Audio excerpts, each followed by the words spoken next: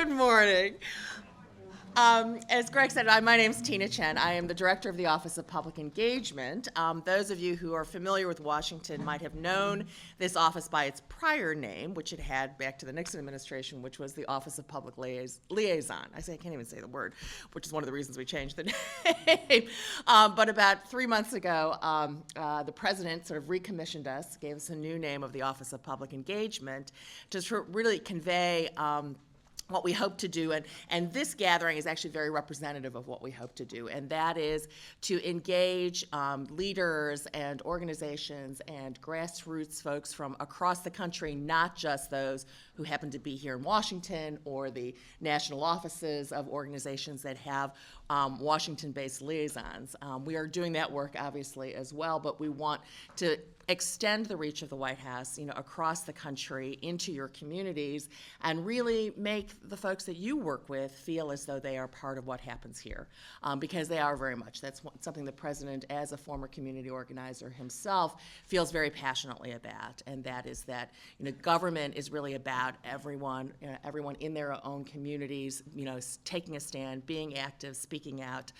It's how the campaign was built. It's how we hope this process of governing by this administration is built as well. This issue in particular is one that touches everyone in their own homes, everyone in their own businesses, in their schools. You all know that, and we hope that you will be partners with us as we really address energy and climate change seriously. The president has said it many times that this is really a foundation for the future. What we are doing right now is something what we will be judged on for decades to come, on whether we've really turned the corner for this country, and we hope internationally, on seriously addressing energy and climate change in a way that is both good environmentally, but also essential for what should be the basis for our economy of the future as well. Because if we don't make the changes that we're talking about here, not only will we be in much more serious trouble environmentally as a planet, but this country will not be positioned to have the jobs of the future, because the jobs of the future are the ones that will be clean energy jobs, the jobs that will bring that technology here so that we can be exporting it rather than having to import it from around the world. We have really some of the great leaders in this area. We're really fortunate in this administration to have folks who have agreed to come here and give their time and their careers and their knowledge to really build what we're doing here. And we really want you all to be involved with us. So we hope that this is just the first of many times that you'll be both here at the White House and engaged with us. Greg Nelson on my staff is really the point person on energy and environmental outreach. We have about 20 staff in the Office of Public Engagement covering around 50 different issue groups and affinity groups, and we are engaging more and more of them across the board in energy and climate change, even if that's not their focal point, because we do think it's so important. But you all have been working on this in your areas, and so you are the leaders, and we hope, again, that you will be partners with us on it.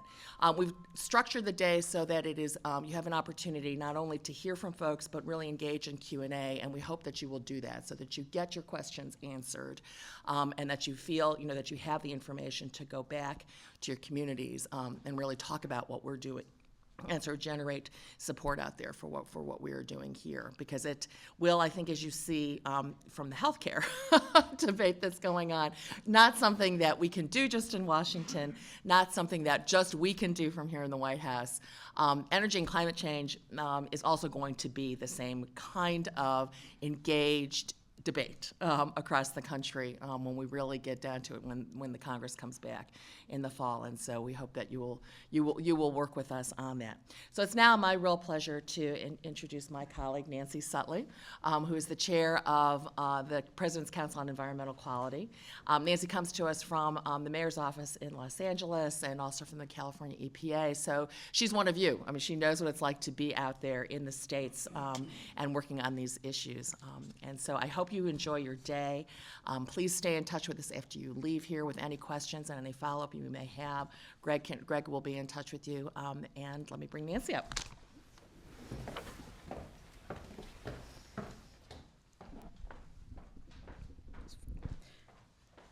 Thank you, Tina, and welcome to all of you. Very glad to see you all here, and thank you all for coming and making the trip to Washington and to the White House. As Tina said, I spent many years in state and local government in a place far away from Washington, and I know how important the work that you all do is, and we do very much appreciate the interest you've shown by coming here today. And Tina was right in saying that that this building a clean energy economy is a very high priority for the president and for the administration. It's a pillar of the president's domestic policy and one of the greatest challenges that we as a nation face. I think all of you understand in your cities and your communities and the many opportunities that are opening up as the nation transitions to a clean energy economy. In this time of extraordinary challenge, a time we're confronting the greatest economic crisis in a generation, this is an opportunity to spur job creation, to reduce our dependence on foreign oil, to be good stewards of the land for future generations, and to get our country running on clean, domestic-made energy. We think this is an opportunity that we can't afford to miss, and the time that we need to act is now. I want to take a little time this morning to lay out the administration's overall vision on energy and climate change and talk about some of the steps that we've already taken to begin to turn this vision into a reality.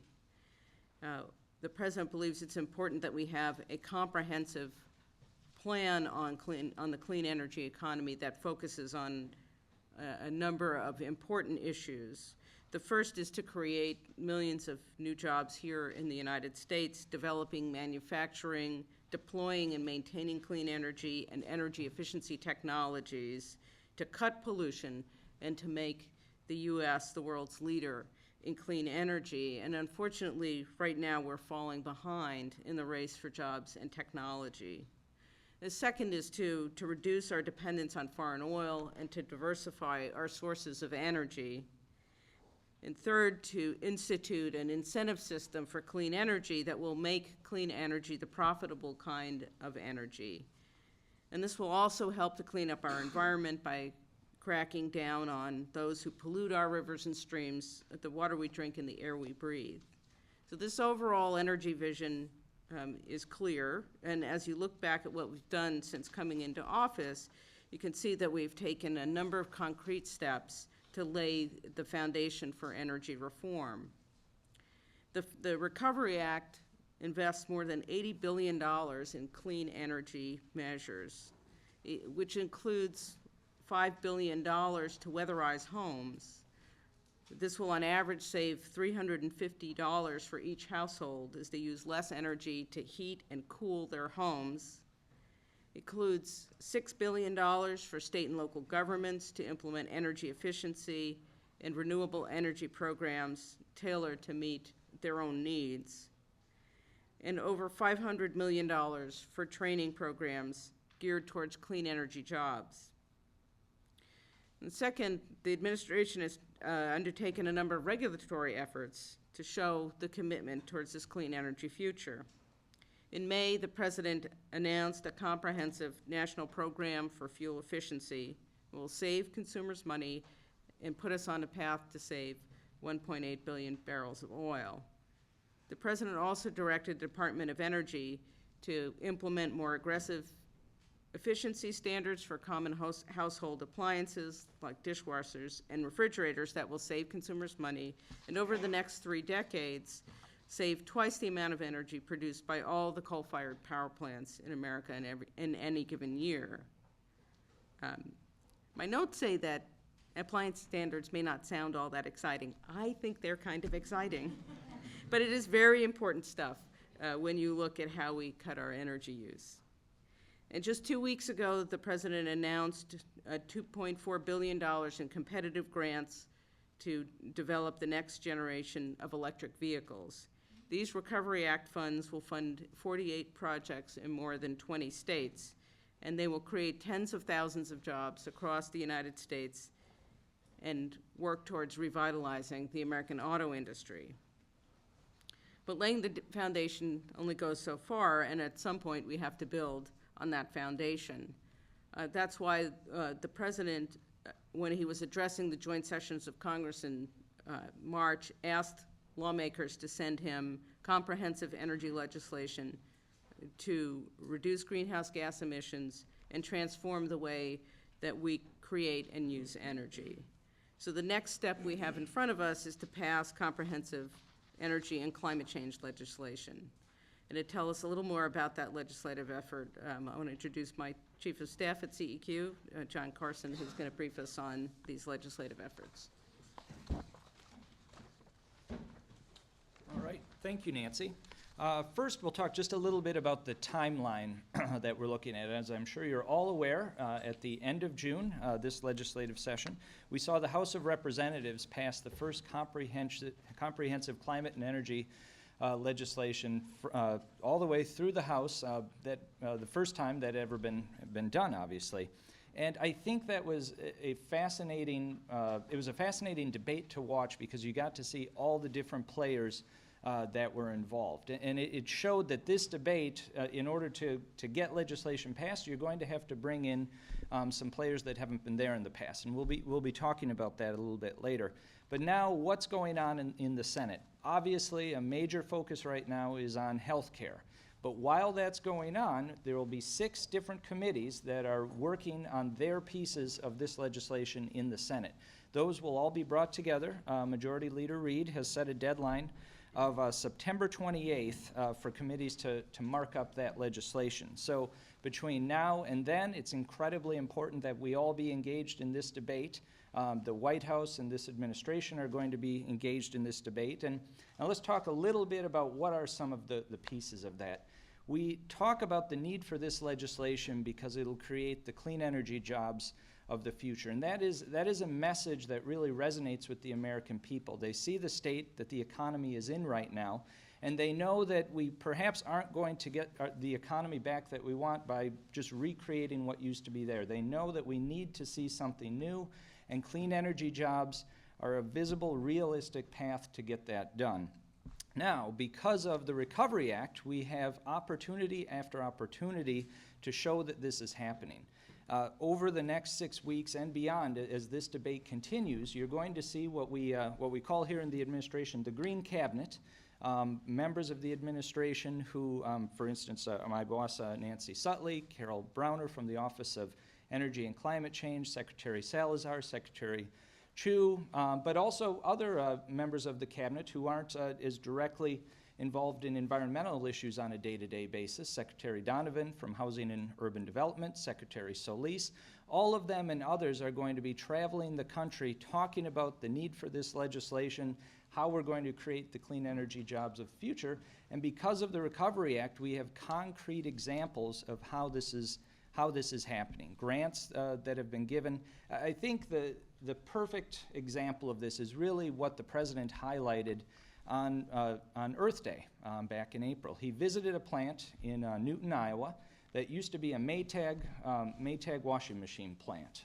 He obviously had spent quite a bit of time in Iowa in some earlier years and was actually in Iowa during the campaign in 2007 when that plant closed. And the effect that that had on that community was devastating. He returned on Earth Day of this year to that plant, which has reopened and is now creating wind turbines. So what our Green Cabinet and this administration are going to be focusing on, and what I urge all of you as you engage in this debate to focus on, is not just talking about creating the clean energy jobs, but find those examples in your community. There are entrepreneurs, there are energized people all around the country who are creating these new jobs with the help of the Recovery Act and through other efforts. Find those and use those as the examples of how we're going to get this done. I'll tell you a little bit more about some of the specific trips that our Green Cabinet members are taking part in. Secretary Vilsack is going to Central Missouri to talk about green jobs and renewable technology. A delegation just recently went to Alaska, including Nancy, to see firsthand the impacts that we're seeing from climate change. And I think this is another important piece. We focused very hard on the clean energy jobs that are going to be created, but as you talk about the impacts from climate change, I think it's very important to focus on the localized regional effects. People can really understand how this affects their lives when you can point to things like Nancy saw in Alaska, villages literally washing out into the sea. Another program that we're focused on here in the administration is a whole series of conference calls. We recently, last week, and we'll be having more this week, with mayors across the country who we explain to them, I would say sort of a broad overview of this legislation, what the administration's goals are, talk specifically about some work that the Department of Energy is doing with a part of the Recovery Act that directly affects them. That'll be another piece that we're focusing on to help people understand this issue, because that's, to close, I'd like to talk specifically about that issue. During the campaign, an important thing I think the Obama campaign did was focus on having face-to-face conversations where people who were being barraged by all the ads out there, all the TV stories, were able to have a conversation with their neighbor about what their neighbor thought about this candidate. The importance of that in a debate like this is even more amplified. There are going to be ad barrages, I imagine, from both sides as this issue heats up. But the confusion about this legislation and what it's going to mean for businesses, what it's going to mean for citizens, is going to be many times greater than confusion people had during the campaign. You can clearly see the misleading rumors that are out there right now during the healthcare debate, and you can expect similar things to happen during the energy debate. And in fact, we saw that in June, but I think you can expect it to be even greater in Senate. And like the campaign, when that one-on-one neighbor-to-neighbor conversation happened and put people at ease and got them the facts that they wanted, the power that we all have to do that in conversations with people who are influencing the dialogue is even greater. Imagine later this summer, rural electric cooperatives all across the country will be having their monthly board meetings. People will gather around the table and they'll be concerned about this. It directly affects their consumers. Imagine the impact on the debate in that room if someone in this room sits down with just one of those members and explains the facts, so that when someone brings up a wild accusation or a wild story that consumer prices are going to increase X amount, if there's someone in that room that has the facts, that is able to explain to people how this is going to make a difference. Imagine a city council meeting somewhere across the country where people are debating a tough budget. If one of you have talked to them and they have the facts, it's going to have a tremendous impact. The ultimate result that you see in the Senate is going to be nothing more than a reflection of the debate that's going on out in the country.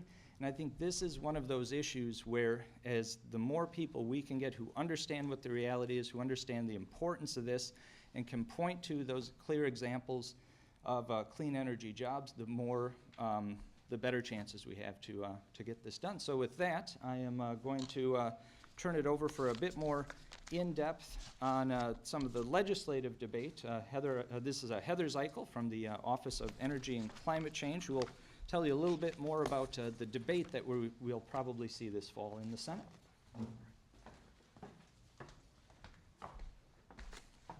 Thanks, John, and thank you, everyone, for being here today. It's a tremendous opportunity to work together and continue to advance President Obama's larger climate and energy goals.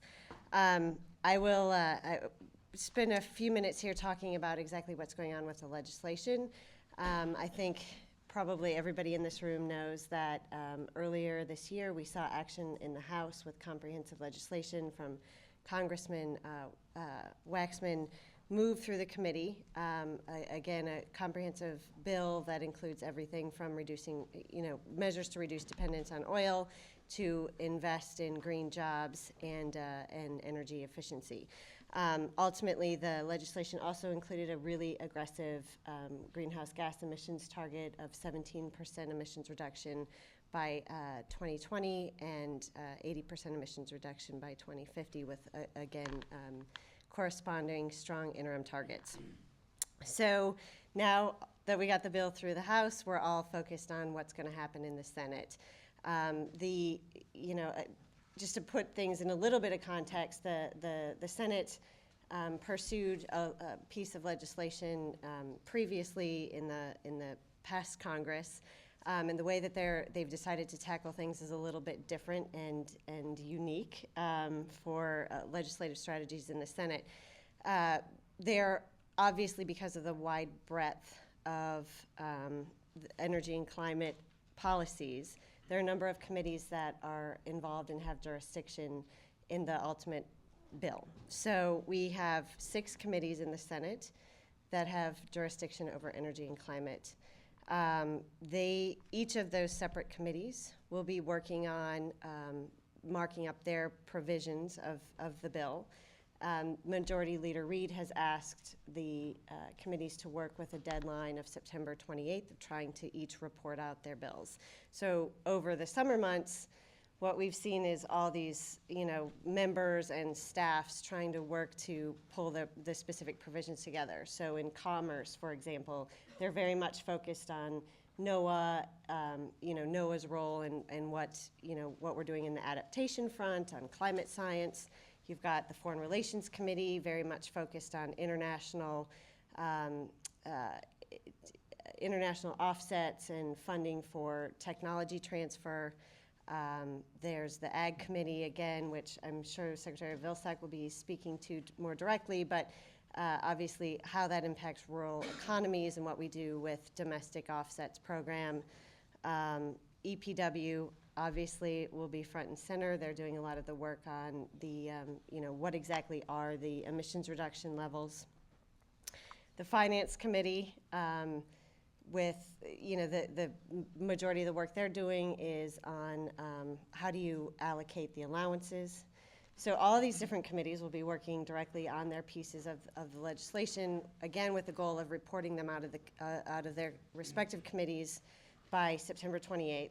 Then Majority Leader Reid will be working to pull all of those components together, pile them up, and work directly with members to, finalize the legislation and put a nice little bow on the top of it. And that will be the product that ultimately we take and that moves on the Senate floor.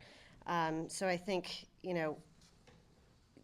it will be an interesting process as these committees work to report out their products. One committee's already finished theirs, the Energy Committee. Again, there's a lot of domestic oil and gas production, energy efficiency provisions, and ultimately, again, the goal here is to take all of these pieces, put them into one product, and then that's what will move on the Senate floor. And I think that in terms of the timing, we're absolutely looking at something this fall. And, as I'm sure you've heard from others, there are a number of members that are very much, trying to work proactively to determine the best policy to get to yes. And I think there are a lot of committee chairs and members of leadership, Democratic leadership in the Senate, that are working directly with the Senate, with senators to help them, to help finalize the legislation and put the components together to get a product that we can pass through the Senate. And again, I think all of this underscores the fact that the White House and the administration is very much focused on getting this legislation through.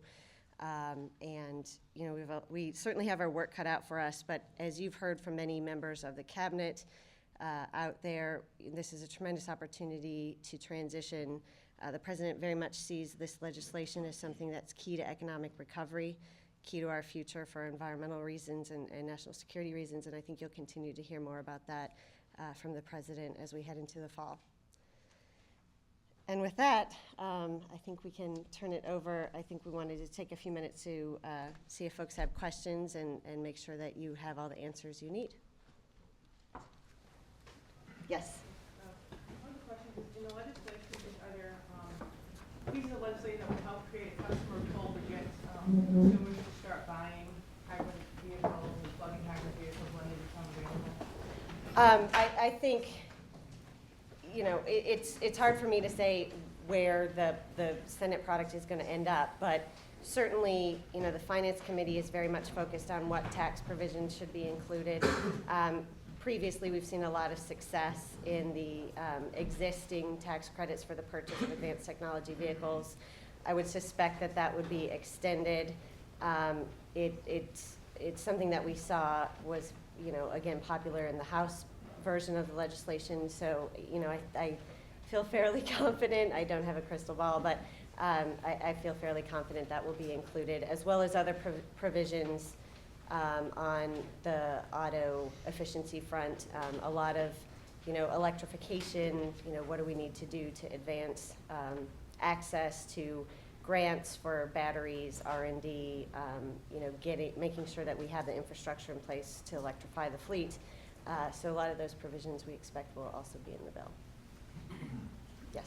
One of the failings has been the lack of funding for next generation technologies. So we fund today's technologies and we assume we're ahead, and we don't fund burgeoning technologies. We have a whole bunch of ideas die in the valley of death. And there's this space between R&D and development work to productization. Will there be funding available for companies that are growing?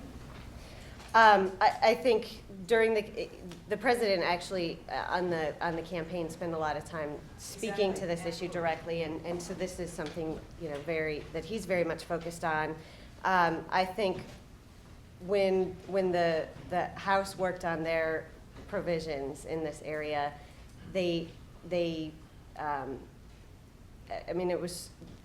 identified the fact that they had a decent amount of money set aside for RD&D, but that probably needed to be fleshed out a little bit more. And I think in our conversations with folks in the Senate, they are very much working on and looking at what's the right way to do that and what's the right dollar amount to put there.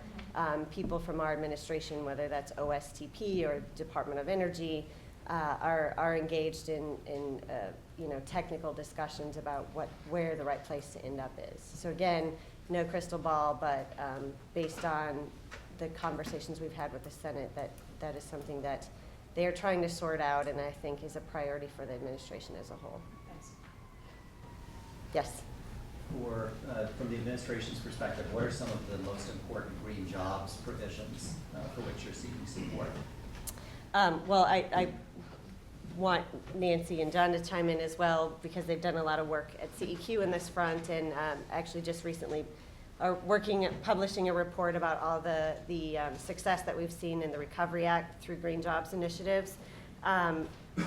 Again, Secretary Solis and the Department of Labor have been proactively engaged with the Senate to try and identify a more robust program. We have the Green Jobs Act, which was funded for the first time through the Recovery Act. I think we've seen a lot of really amazing success stories.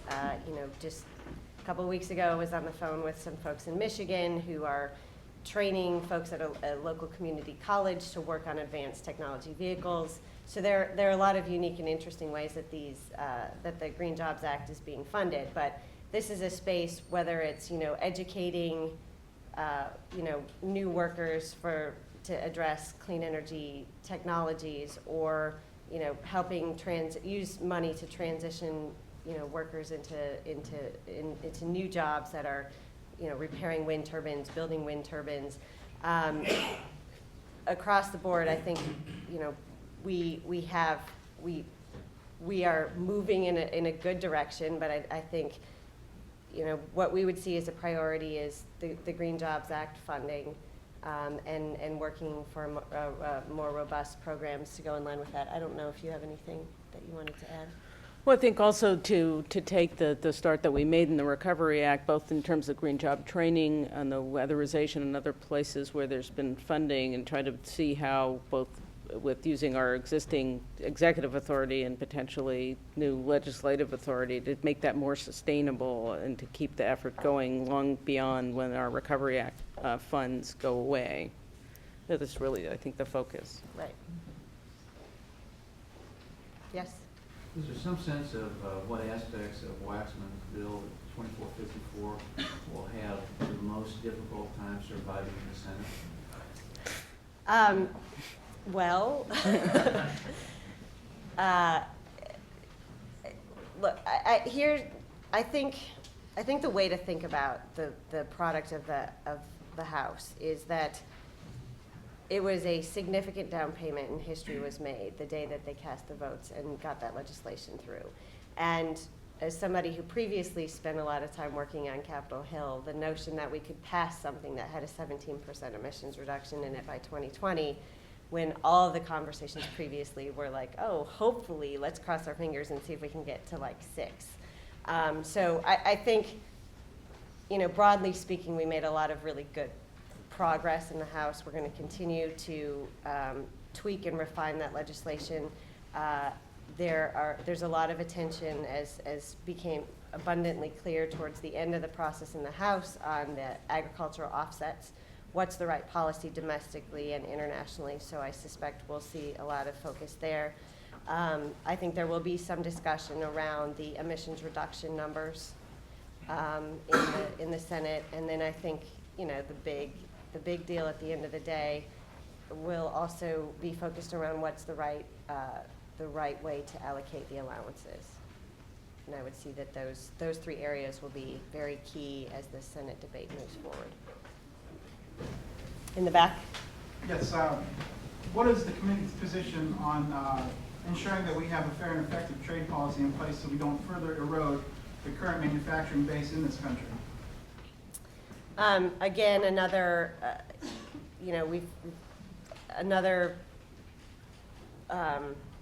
very key piece of the debate in the House centered around the border adjustment, border tax provisions.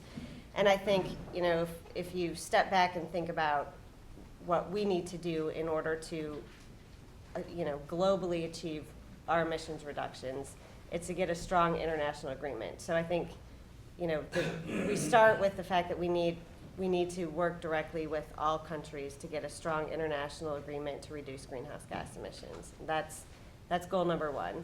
And then the provisions from there, and again, I don't think I'm telling you anything you haven't read in the newspapers, but there is a healthy and robust debate around what's that right policy. Some argue that a border tax is exactly what you need in order to induce China and India to act. China, India, other countries, other major polluters, to act and aggressively pursue emissions reductions.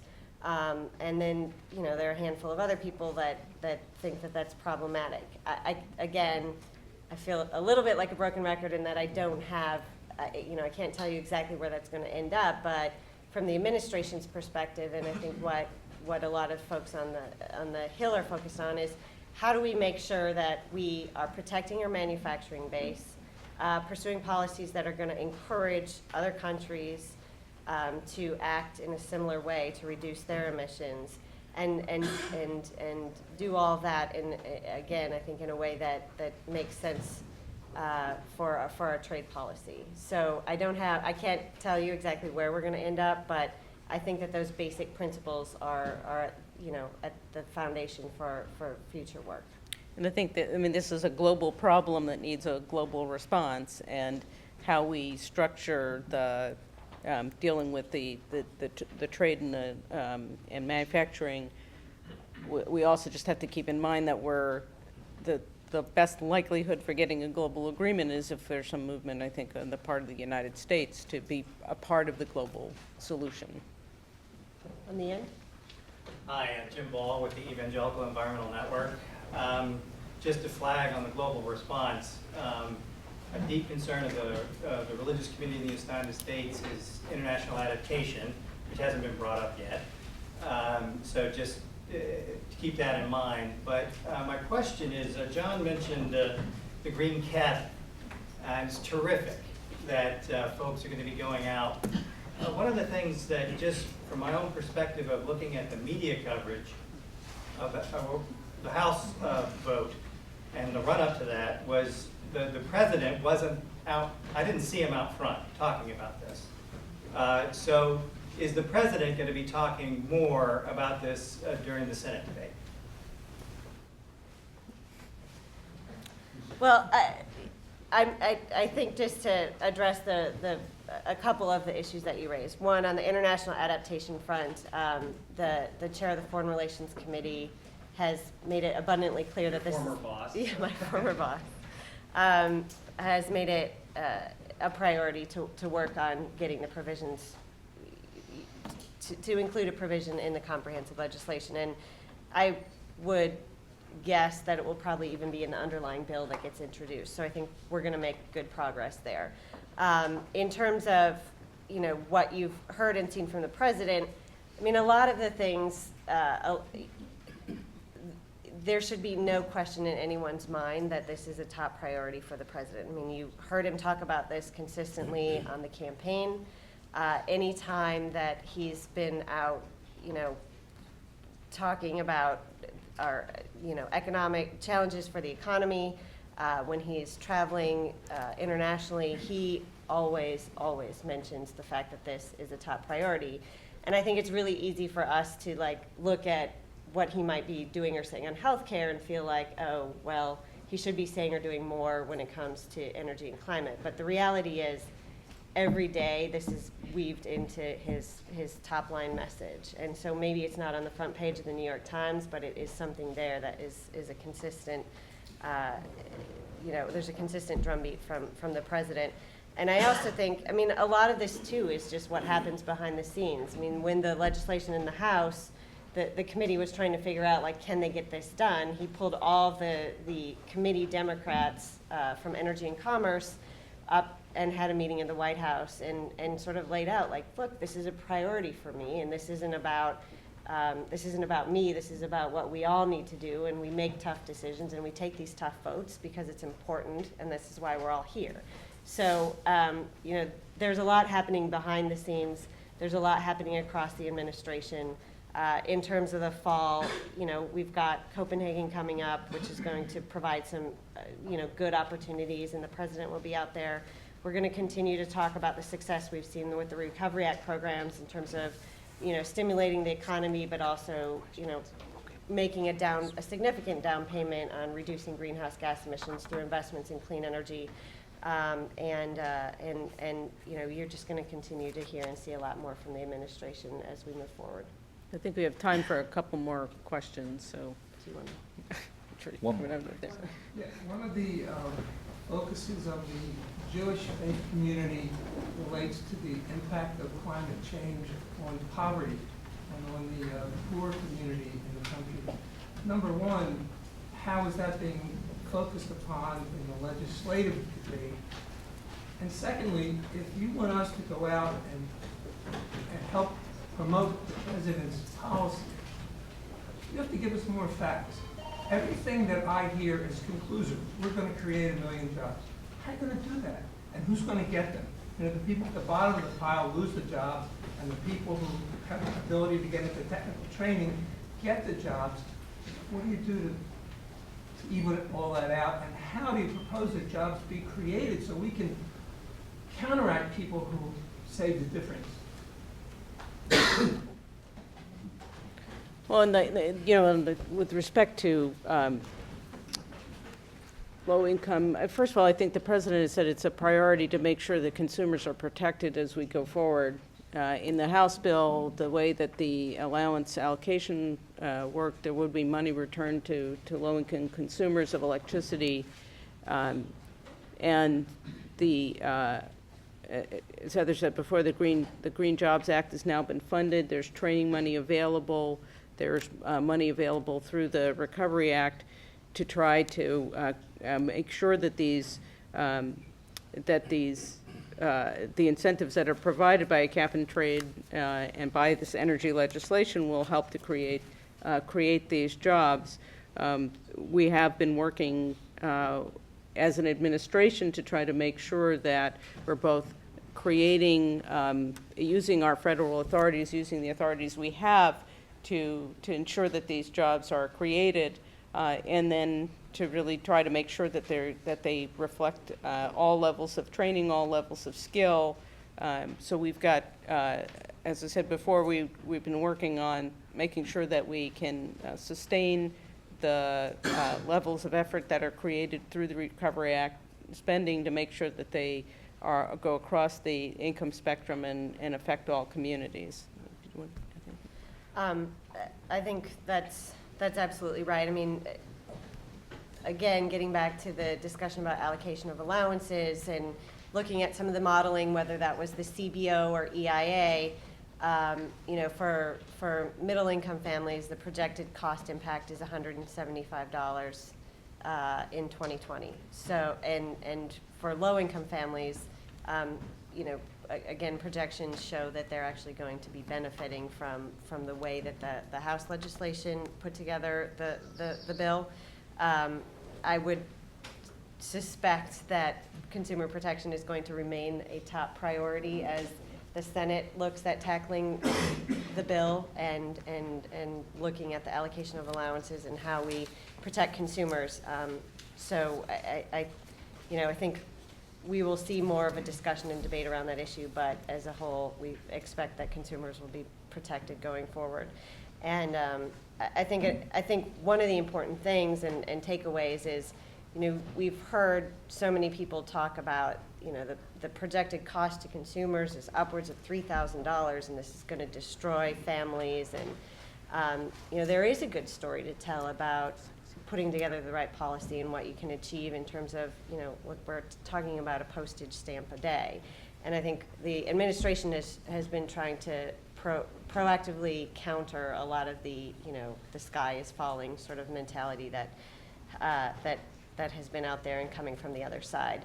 And then just, I think, briefly to address your second point about needing more facts. I mean, I think the whole reason that we pulled this meeting together, and you know, I can't speak for what previous administrations have done, but you know, again, the fact that you are all here and that we are working with you today to hear and understand what it is you need to be better soldiers on the ground is exactly the point of this entire exercise. So the more feedback that we can get from you about what would be helpful, we're happy to provide that to you. And you know, we will go and work up some good statistics on job creation. But again, you know, I think this is a really exciting opportunity for all of us to work together and pursue and hopefully succeed on transitioning to a clean energy economy.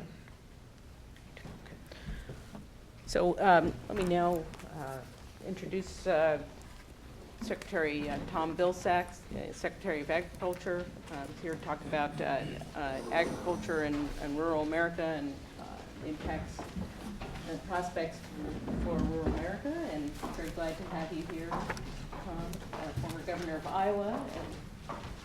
And also with him is Secretary Gary Locke, Secretary of Commerce. So we'll cede the podium to you. Thank you very much. All right, very good. Gary, I'm going to go first now. I appreciate the opportunity to be here this morning. And my perspective is, as you probably no doubt appreciate, the agricultural side of this discussion.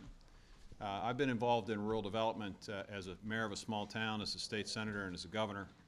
I can tell you I've not seen the kind of opportunity in rural America in my lifetime as I see today. Despite the difficulties, despite the recession, despite the angst that is out there, this administration has put in place 4 significant building blocks to a different, new rural economy. We can't talk about broadband today, but Gary and I could talk about it because we're in charge of that program through the Recovery and Reinvestment Act, a major investment in broadband expansion. We're going to link local producers and local consumers more closely, and we're going to really focus on the energy title of the Farm Bill with biofuels and renewable energy. But to me, one of the most significant opportunities is the 4th foundation, which is climate change.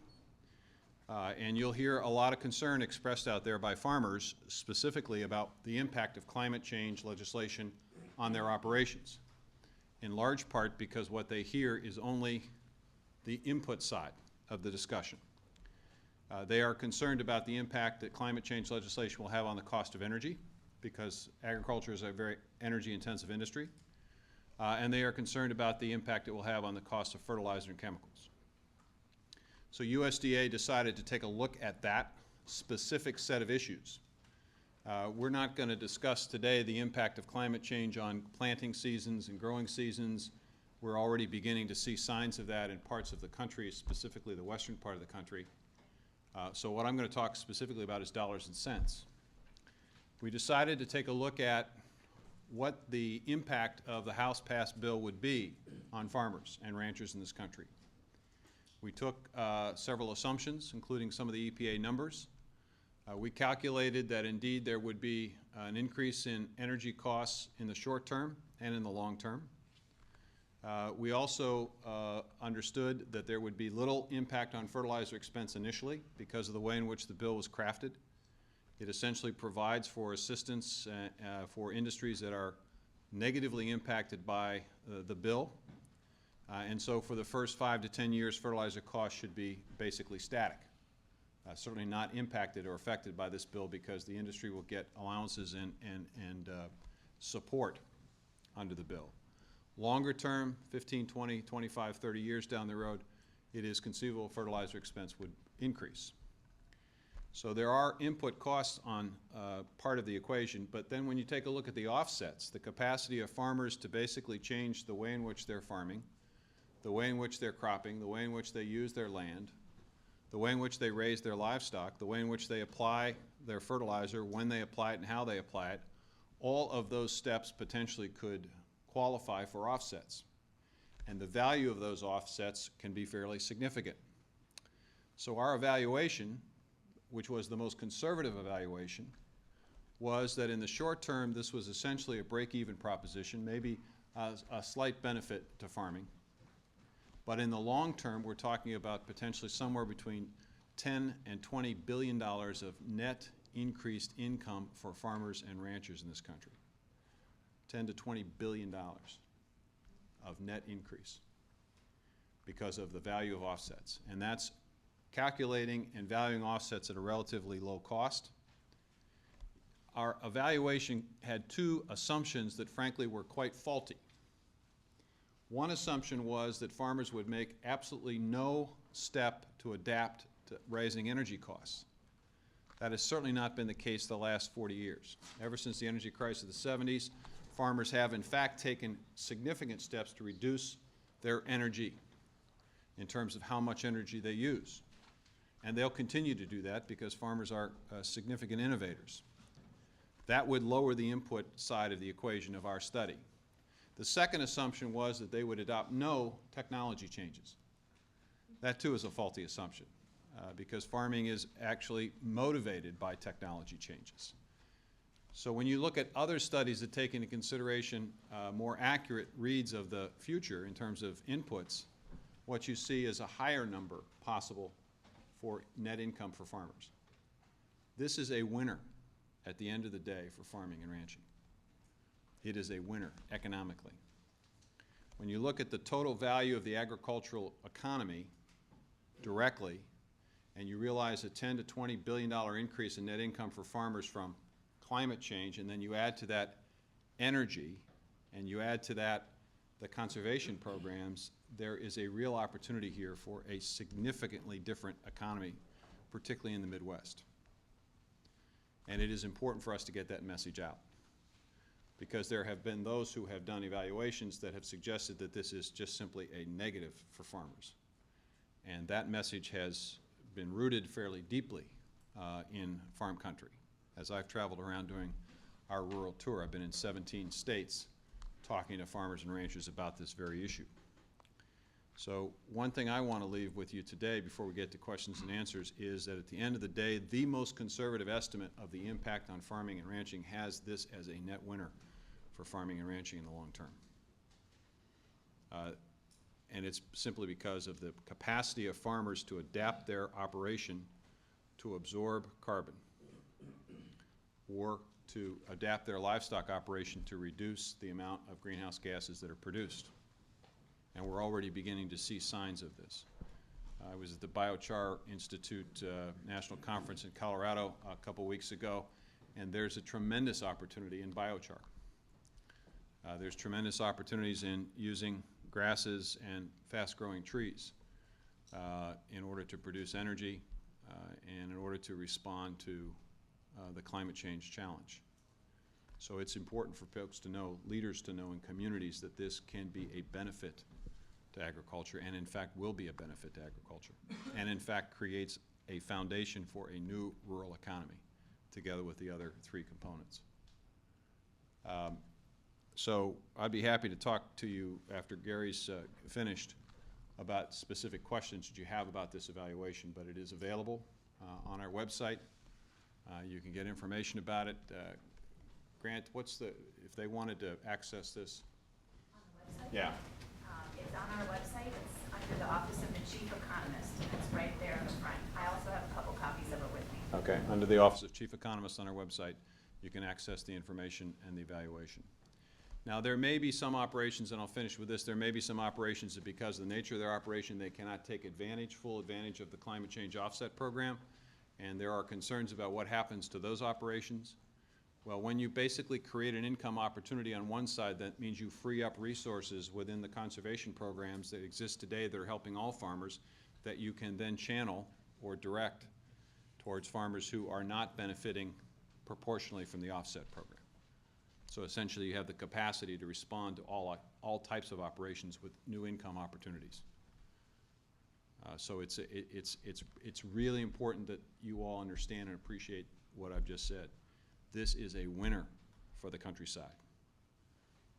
And apart from what it will do, hopefully, to slow down the heating process and slow down the changing of the planting season and slow down the invasive species and diseases that can be significant when temperatures increase.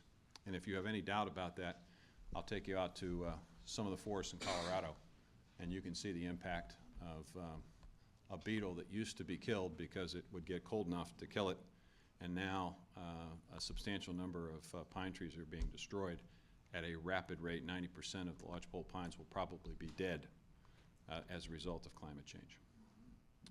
So it's real. And this is real money in the pockets of farmers. My job is to introduce Gary Locke.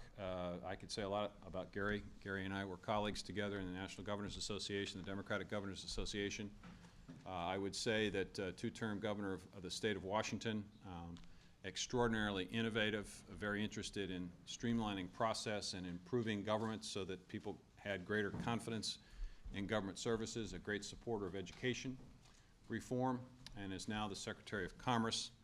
He and I are working closely, as I said earlier, on our broadband initiative. We are looking forward to working together on this initiative as well. And so, Gary, I'll give you the podium, and you can speak for a few minutes, and then we'll take questions. Thanks. Thanks, Tom. Thank you very much, Tom. Tom's really been on an incredible whirlwind tour all across America, 17 states in just the last couple of months, holding town hall meetings with farmers and people in the agricultural community, and then was also in Africa recently and looking at the opportunities for American agriculture to help with the poor and the developing countries, especially in Africa and later on in Asia. As Tom indicated, we served as governors, he of Iowa and I of Washington State, the other Washington, and we really enjoyed working with each other. And the governors, when they get together, you wouldn't know who's a Democrat or Republican. We're all commiserating about our schedules, complaining about our own legislatures, and always railing against the federal bureaucracy. Now we're on the other side and trying to streamline the federal bureaucracy and to be a little bit more responsive to our colleagues. Washington State is also very concerned about climate change. Secretary Vilsack was talking about the beetle. It is devastating large stands of trees in the Pacific Northwest. What used to be cold enough winters to kill these pests and bugs are not cold enough. And so these bugs are not dying off, and we're seeing so many more thousands of acres every single year being devastated, and timber values being decimated. So climate change is very, very real. But it's also very real in my state of Washington, where we depend on the Cascade Mountains to provide snow. And during the wintertime, that snow melts gradually over the summertime to produce water for our streams and rivers for fish, water for irrigation, water for drinking for our towns and our cities. With climate change, we've already seen the elevation of the freezing level or the snow level in the mountains. What used to fall as snow is now falling as rain, which is causing a lot more severe flooding in the spring and in the fall and in the wintertime, and producing less snow in the mountains that otherwise would provide water for people, for fish, and for agriculture. So this is really very, very real. And that's why we as a country must embark on climate change to try to mitigate, to try and prevent some of these catastrophic consequences of climate change. And we still have time to do it, but we must act, and we must act soon. Just a couple months ago on Earth Day, President Obama visited Tom Vilsack's home state of Iowa and got a glimpse of one possible American future. There in the town of Newton, there's an old Maytag plant that once made washing machines, but now was transformed into a factory making the towers for wind turbines. That new Newton wind plant obviously hasn't brought back all the jobs that were lost when the Maytag plant closed, but it did bring back something that I think everybody and every place America is looking for: hope. Hope. After decades of decline in our manufacturing sector, it's time to turn it around by investing in and focusing on sectors that hold the promise of creating really good paying family wage jobs. And few areas are as ripe for American innovation and ingenuity than powering the world economy with clean energy and better energy efficiency. World demand for energy is going to increase by 50% by 2030. And it's going to be hard enough to meet that demand using any type of energy that we can find. But we're not looking for any old type of energy. This new energy has to be clean to avoid catastrophic climate change, and it's got to be cheap to keep our economy growing. So whichever country finds the solution to this energy conundrum will lead one of the most promising areas of economic reform and economic growth in the 21st century. You know, a single wind turbine, for instance, contains up to 400 tons of steel, along with 8,000 parts of copper, wire, and gearboxes to electronic controls. Jobs that make these components, along with jobs that create this technology, can be done here in America. Done here in America. It's already being done here in America. We're seeing a small taste of what's really possible. You know, since becoming Commerce Secretary a couple months ago, I've actually had an opportunity to travel a part of the Midwest and the Northeast. You know, I've actually seen solar panels being built in the heart of Michigan auto country, and these solar panels are actually being exported to Asia. Also just recently was in Kansas City, Missouri, and visit a factory that's a company that's making advanced lithium auto batteries for all electric vehicles. And we're not talking about passenger vehicles, we're talking about these huge, huge panel trucks that make deliveries to our grocery stores and our supermarkets. These huge, very large, expensive utility trucks with those lift buckets that work on the utility lines. And both these panel trucks and these utility trucks with the lift buckets for the electric company have a range of over 100 miles on a charge. That's even more range than some of the passenger vehicles that are being developed. Well, America's going to need these thousands of engineers, skilled tradesmen, industrial designers, computer experts to build anything and everything from a national smart grid to clean coal power plants. But it's not going to happen on its own. It's not going to happen on its own. And make no mistake, the world is not going to wait for America to take the lead on this issue. We're going to have to compete in this new energy technology like our economy depends on it, because in fact, it really does. Just last month, I was in China with Secretary of Energy Stephen Chu. And we saw how that country has already adopted perhaps one of the most aggressive energy efficiency programs in the entire world, and how, for instance, they are developing the largest wind farm in the world, the largest wind farm in the world. And meanwhile, the United States has spent the last decade watching the rest of the world pass us by. I mean, I saw so many examples of American companies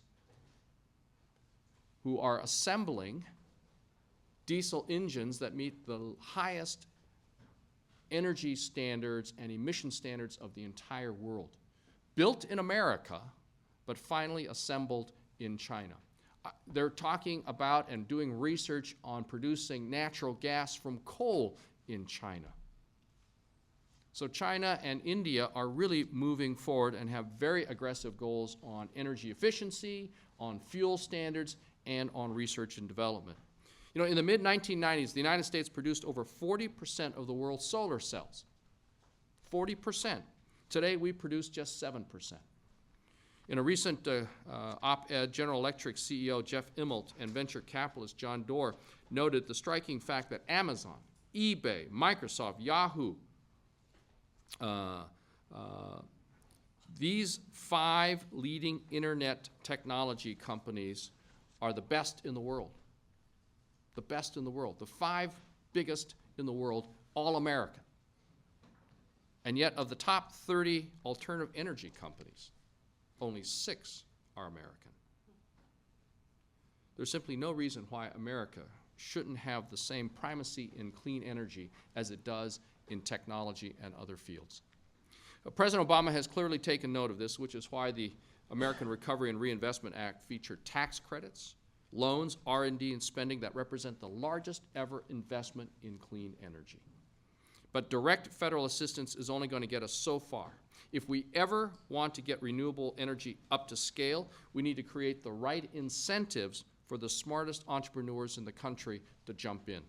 And that's why, one way or another, we have to pass the energy legislation before the Congress, and a legislation that will put in place a market-based cap on carbon pollution, the primary source of these greenhouse gases that are causing climate change. This will create the right price signals and provide the market certainty necessary to deliver on the President's goal of transition to a clean energy market.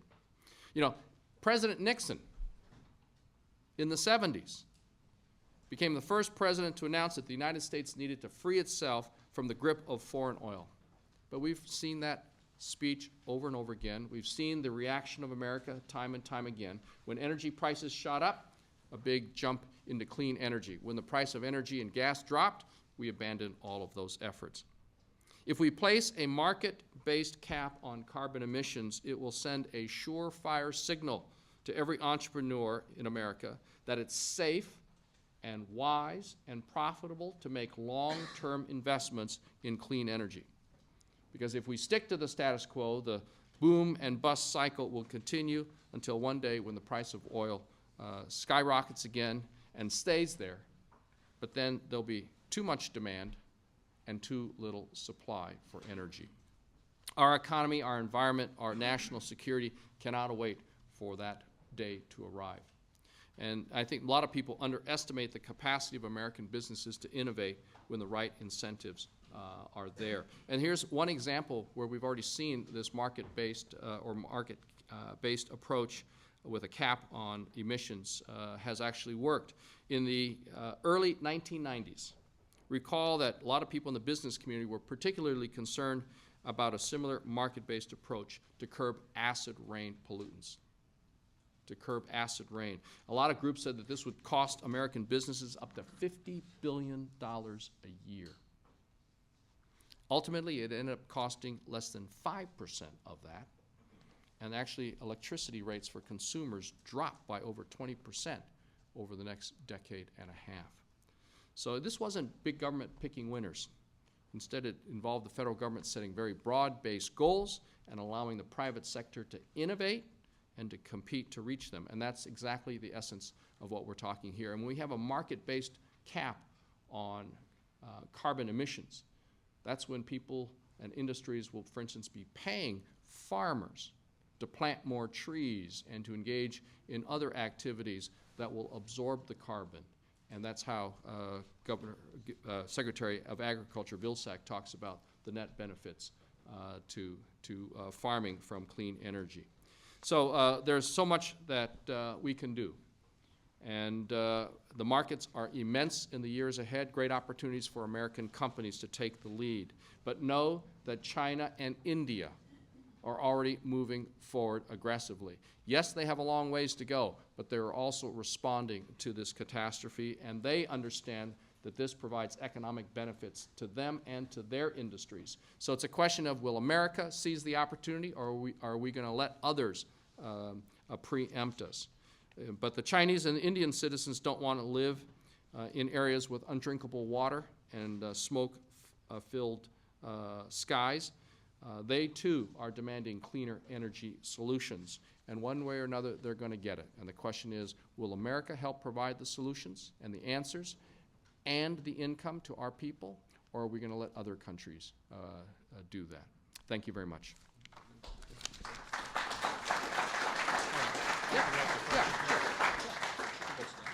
All right, with that, I think we've got some time for questions. Boy, I'll tell you what, Gary. You want me to do Go this? ahead. Yeah. Yes, sir. I am the entrepreneur you're looking for. I founded a venture-backed solar energy installation company. We install residential commercial solar all over the U.S.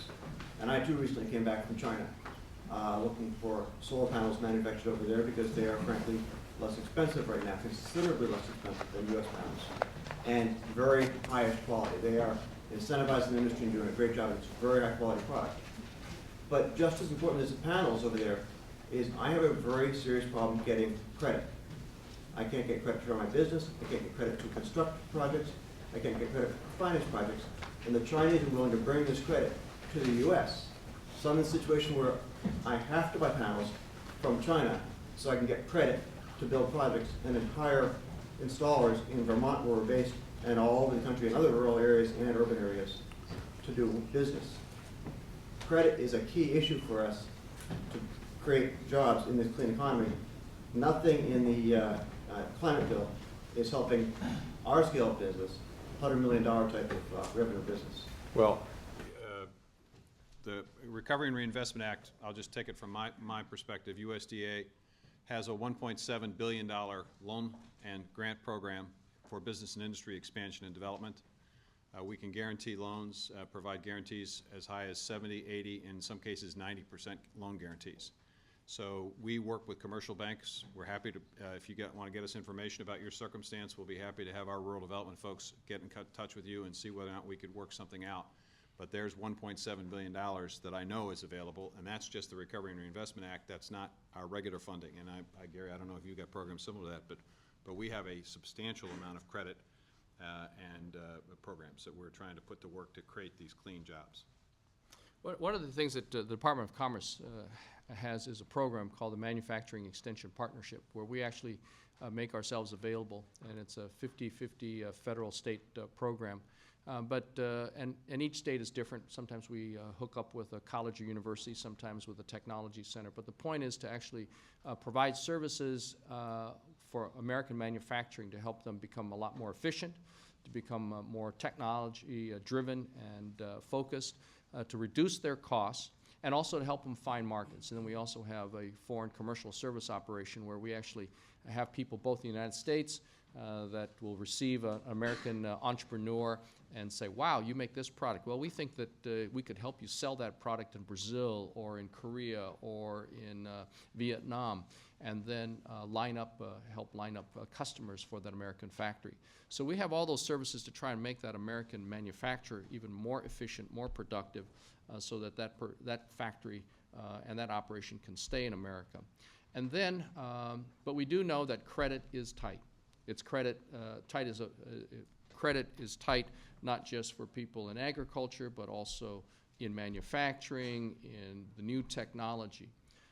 Credit is tight for the auto suppliers, the second and third tier auto suppliers. And I know that, for instance, the SBA has loans that will guarantee up to 90% of various types of transactions. But if the bank isn't even willing to take on that other 10%, then what good is a 90% loan guarantee?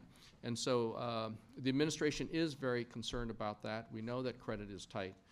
And of course, we're seeing credit beginning to free up a little bit, which is why the administration has been so preoccupied about getting the banks in healthy order so that they can start loaning again and providing that capital so that companies can grow and be stronger and to hire people.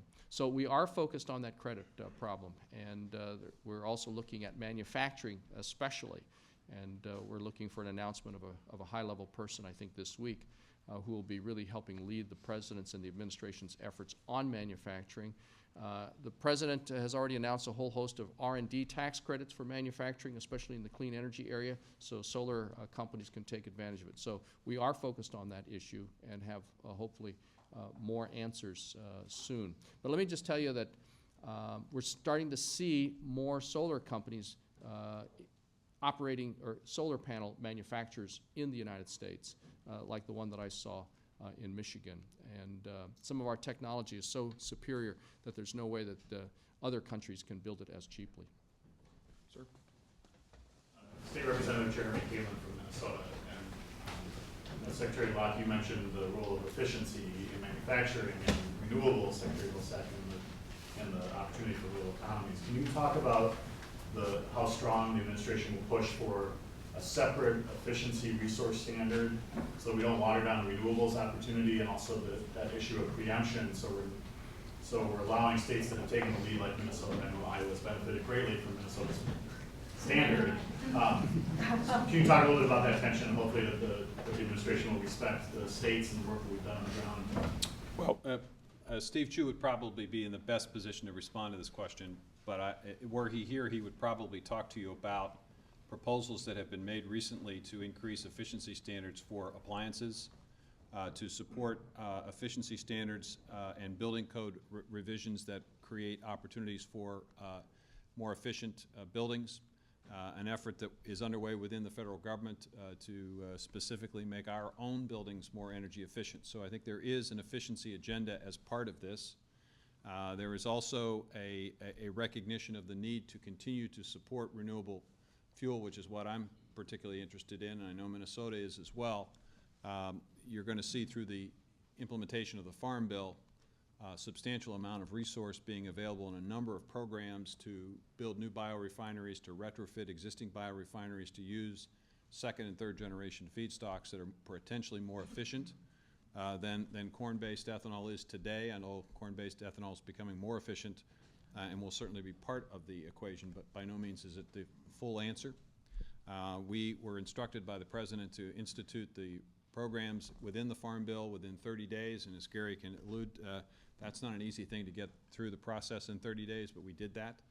We have a biofuels task force that's looking at ways in which we can get information from states and from the industry about how we might be able to better expand the market in terms of automobiles, in terms of distribution systems, putting resources behind that as well. So there is a whole series of initiatives here, from efficiency to conservation to renewable energy production. We're talking about transmission lines so that the wind that we can produce in the Midwest can get to metropolitan centers where it's needed. It's a whole host of things. But to Gary's point, the best thing that's going to drive this is a climate change bill that rewards those who embrace efficiency and conservation and basically compels us to lead this new 21st century economy. You all are leaders of your communities, of businesses, of areas in the Midwest, as I understand it, and you need to go back and basically say, this is the great opportunity we've been waiting for a long time to turn things around in the Midwest. We are primed to take advantage of this because of our land, because of our natural resources, and because of the capacity for us to produce renewable energy and fuel. So, you know, the key here is for people to understand the opportunity side and not necessarily be fearful of the cost side, because as our evaluation, at least from a farm standpoint, our evaluation is it's a net winner for farmers. And finally, to Gary's point, when I left office as governor of Iowa, we actually had, Nate, you can attest to this, we actually had an increase in manufacturing jobs. We lost manufacturing jobs just like every other state, but we had a net increase. Why? Because we had windmill factories, we had generators, we had those kinds of things that were being produced in our state. And that can happen in every state. Yes, Sandy Strauss from the Pennsylvania Council of Churches. I wanted to ask a question about how the farm aspect will treat small farmers versus large factory operations. Quite often the small farmers get hit a lot harder and often aren't as well protected. So speaking from a faith community perspective, which, you know, we've had a lot of concern for that, what will this do in terms of small versus large farm operations? Well, I think it benefits the small operations because if a small operation becomes a no-till operation, If a small operation takes non-productive land and produces trees, if a small operation basically creates opportunities for different approaches to livestock production, utilizes the capacity to capture or to reduce methane. For example, there's a small dairy operation in New Hampshire that is working with a feed additive that will reduce methane. That's the kind of thing that would qualify for an offset. The challenge for agriculture in America is for us to create income diversity, multiple opportunities for people to prosper. So conservation programs, energy offsets, renewable energy production, local production being linked to local consumption, so you're not trucking your food 1,500 miles, reducing the carbon footprint. All of that plays to the strengths of small production operations. This is not. This is one of those opportunities where the big guys don't necessarily benefit disproportionately to the small operations. See in the back, yes, sir. For 150 years, innovations driven our economy culminated in the tech revolution. The past 8, we've been the 40 developed countries. We've been 40th in investing in knowledge-based innovation as a percentage of GDP. This region has spent federal government spends $24.5 billion a year in research in this region. Doesn't even spend 1/10 of 1% commercializing it, Secretary Locke. If you even required 1% of federal research to be used for commercialization of new businesses and jobs, you would change the society. And we do not even do 1/10 of 1%. How do we get that passed in the bill? Well, it may not be in the bill, but under the President's budget and his proposal for the future, he's called for making permanent the tax credits for R&D and actually increasing federal funding for research and development in a whole host of areas. I can tell you, for instance, in the energy, and it gets back to the area of energy efficiency, it was started under the Bush administration, but nothing ever happened. It was talking about the smart grid. And President Obama has really championed the development of a smart grid and actually required us to really set the standards for a smart grid. What is smart grid?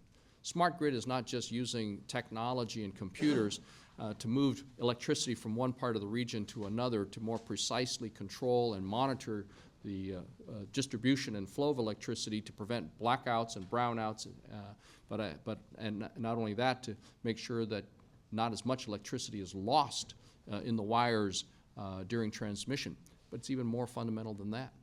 It is to say, with technology, allowing the consumer to control, using an internet-based and your computers, home computers, hooking up with your local utilities, say that I want my electric clothes dryer to come on at 3 o'clock in the morning automatically whenever, when the price of power is the cheapest. I want to be able to sell electricity back to the utility company from solar panels on my house or from my plug-in electric vehicle when I would get the most money from my public utility.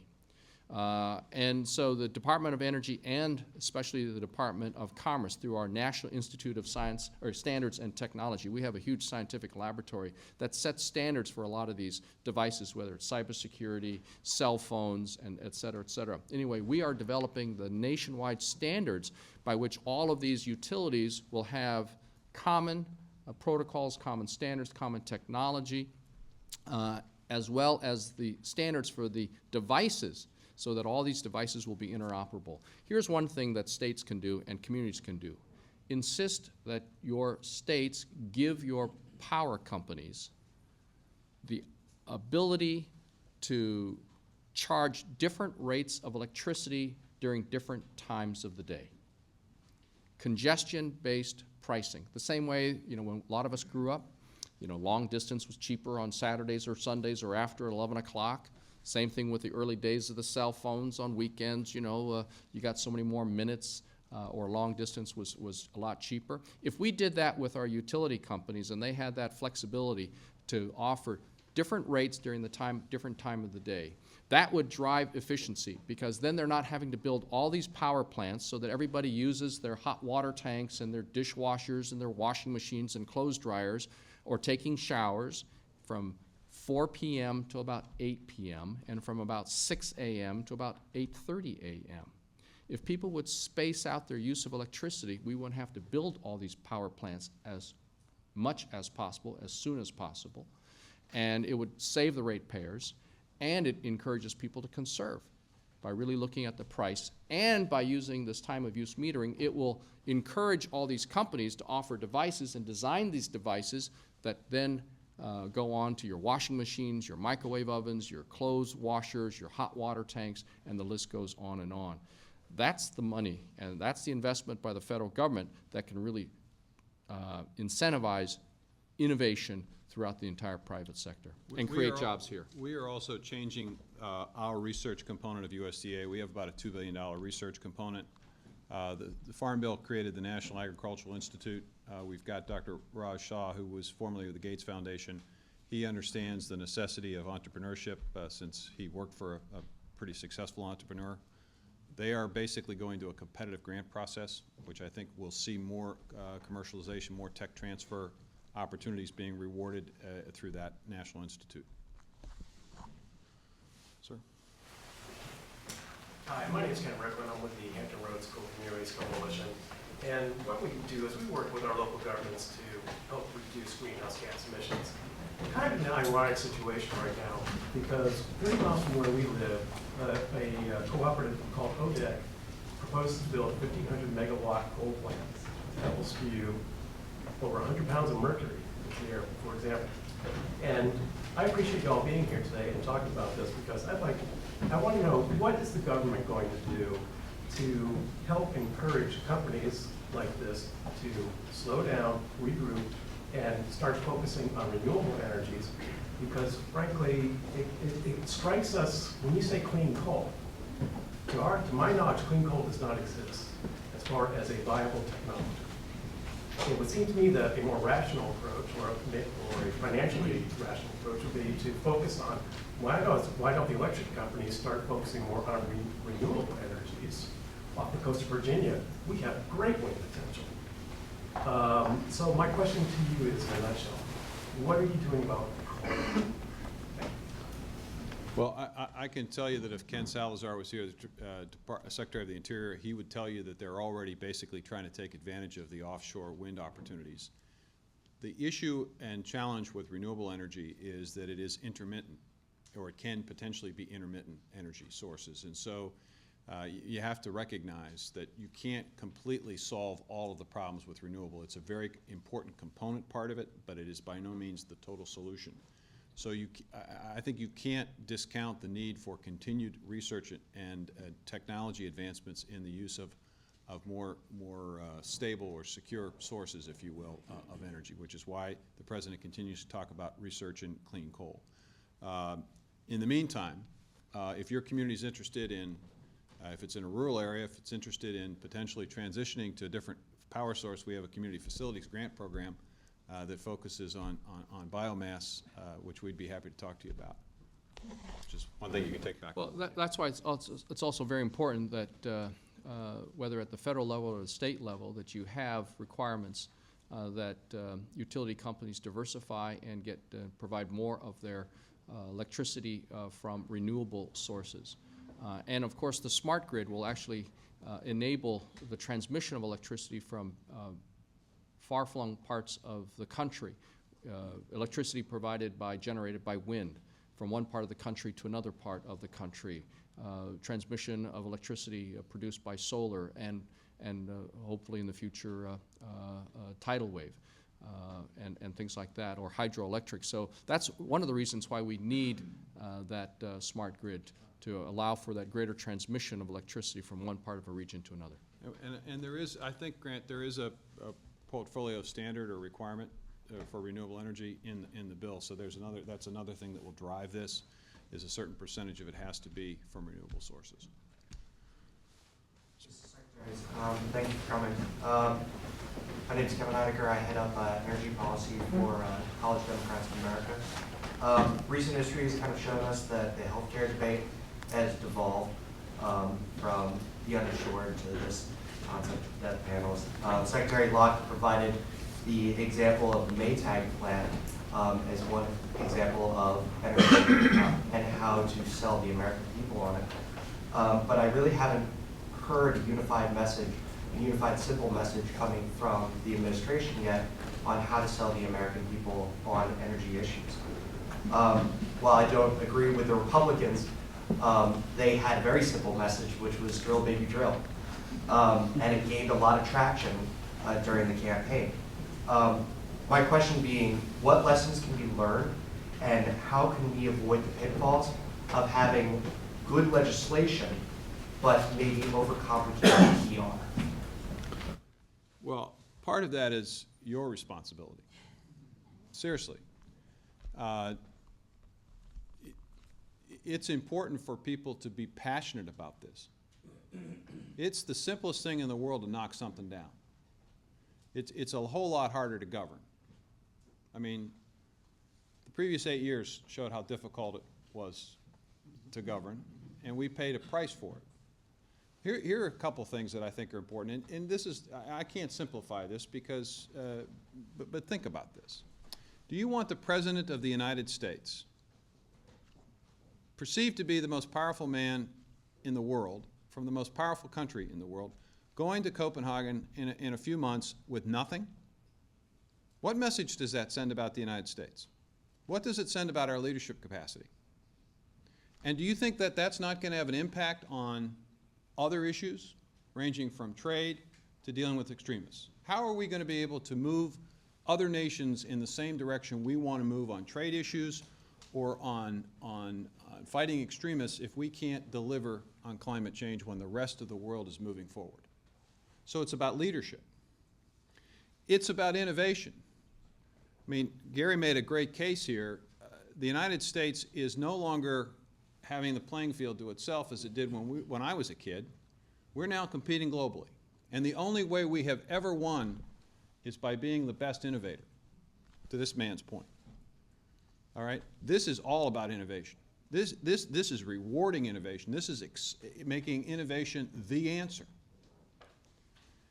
Third, in farm country, it's a pretty simple message.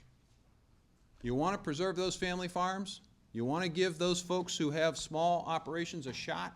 You got to diversify their economy. You got to give them multiple income opportunities.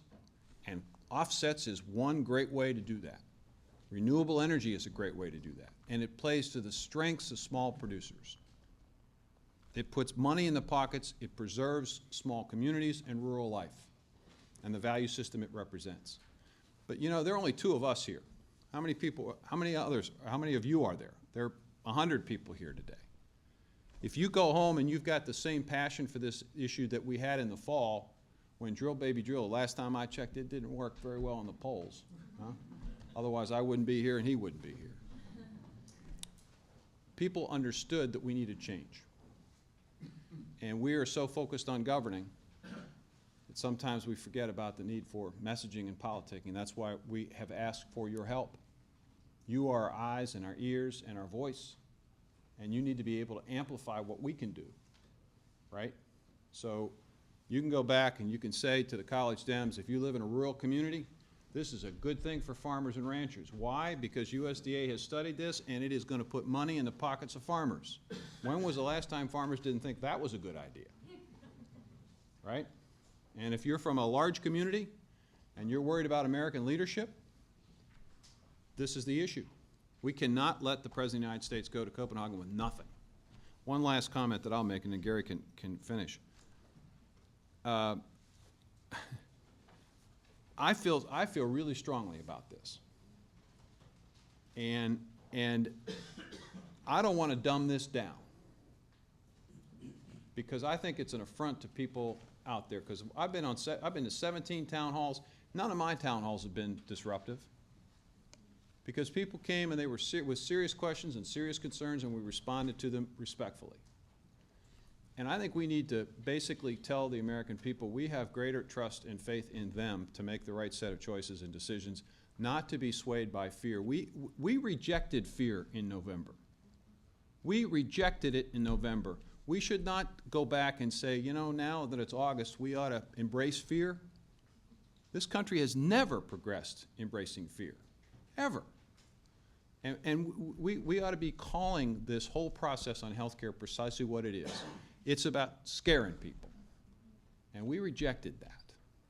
But it's going to require all of you to basically say that publicly and loudly. We reject fear. We want to be the innovator. We want to be the leader. And I tell you, I do not want my Canadian friends who are competing with my farmers to be able to go into a room with another country in a trade agreement and say, you know, the United States doesn't really care about climate change, so why don't you buy our products? You don't think that's going to happen? You don't think that's going to affect every business that we care about in this country? Tell you folks, this is a big issue internationally, and we better lead. We've been following for far too long on this issue.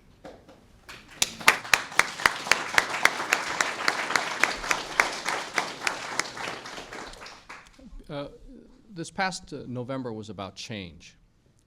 But change is not easy, because anytime you're moving away from the status quo, people are uneasy and they're nervous, and all those people who are affected by that change, whether it's in healthcare or in energy or education, have a lot of questions.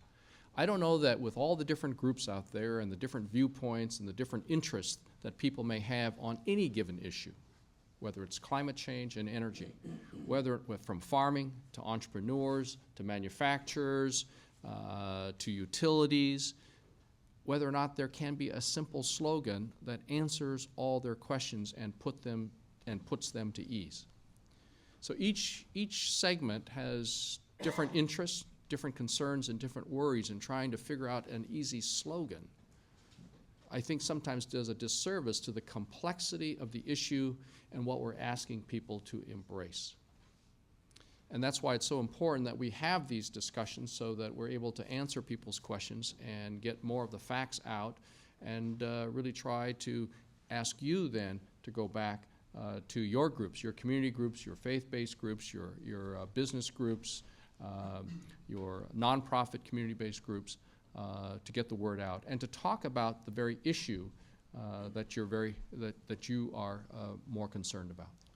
Time for one more, I'm told. So way in the back, sir.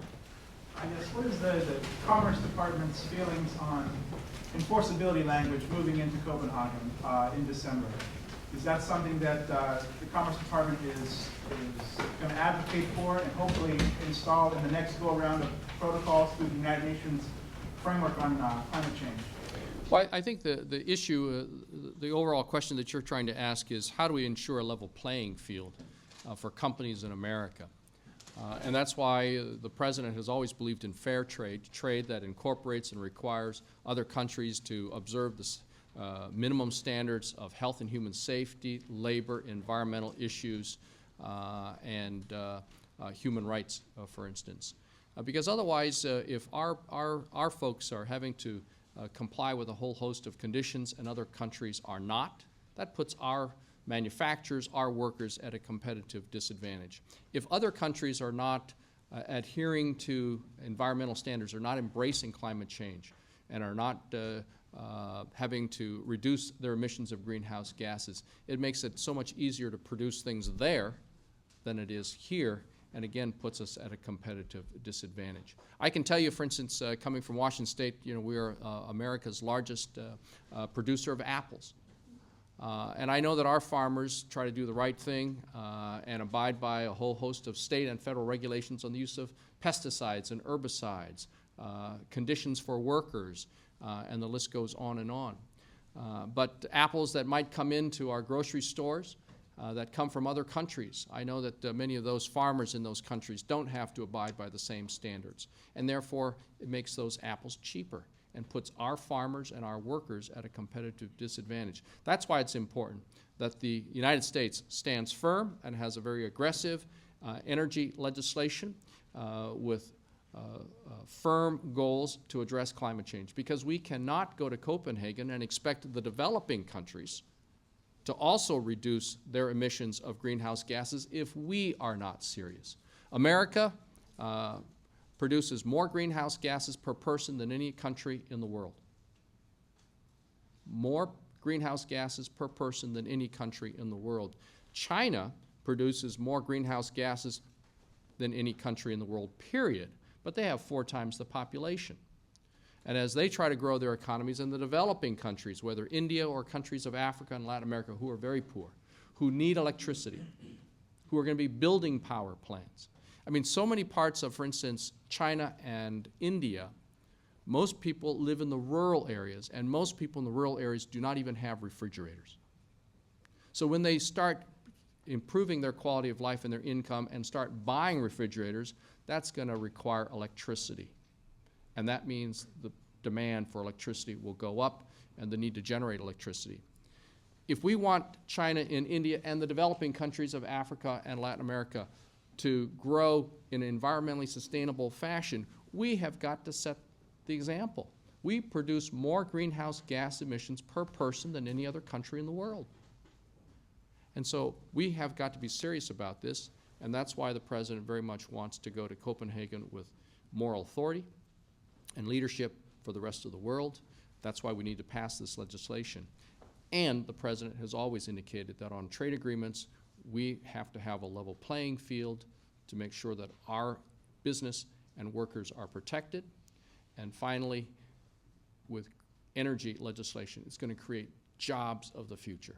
Jobs of the future, good paying jobs for Americans. And we have an opportunity to lead the world and to supply the world with this technology. It's a win-win situation, raising the standard of living, the quality of life for people around the world while creating jobs here at home for people of America. Thank you very much. Thank you all.